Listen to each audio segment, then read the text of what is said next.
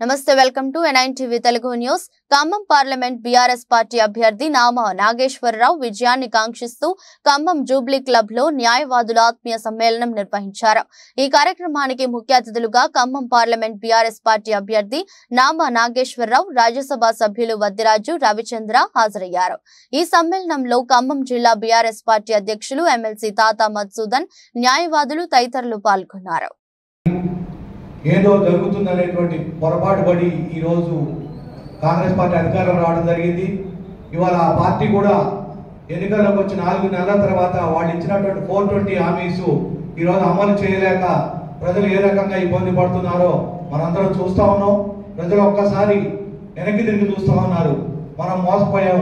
మన నాయకుడు కేసీఆర్ గారు ఏ రకంగా ఈ రాష్ట్రాన్ని అభివృద్ధి చేశారు, ప్రజలకు ఎన్ని సంక్షేమ కార్యక్రమాలు చేశారు, నిబద్ధతతో అమలు పరిచినటువంటి నాయకుడిని మనం పొరపాటు చేశాము అనేటువంటి పరిస్థితి మనం ప్రజల్లో చూస్తూ ఉన్నాం.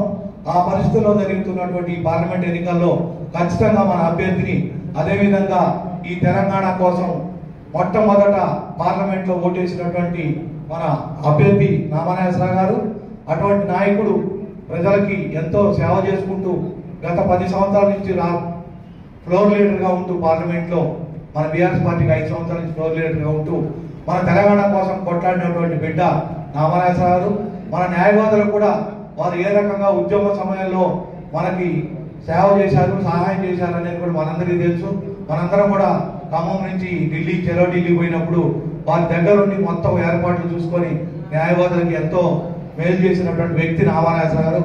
ఆ రోజు నుంచి ఈ రోజు వరకు కూడా తెలంగాణ కోసం, తెలంగాణ బిడ్డల కోసం పనిచేస్తూ పార్లమెంట్లో వారి గళాన్ని వినిపించినటువంటి నాయకుడు.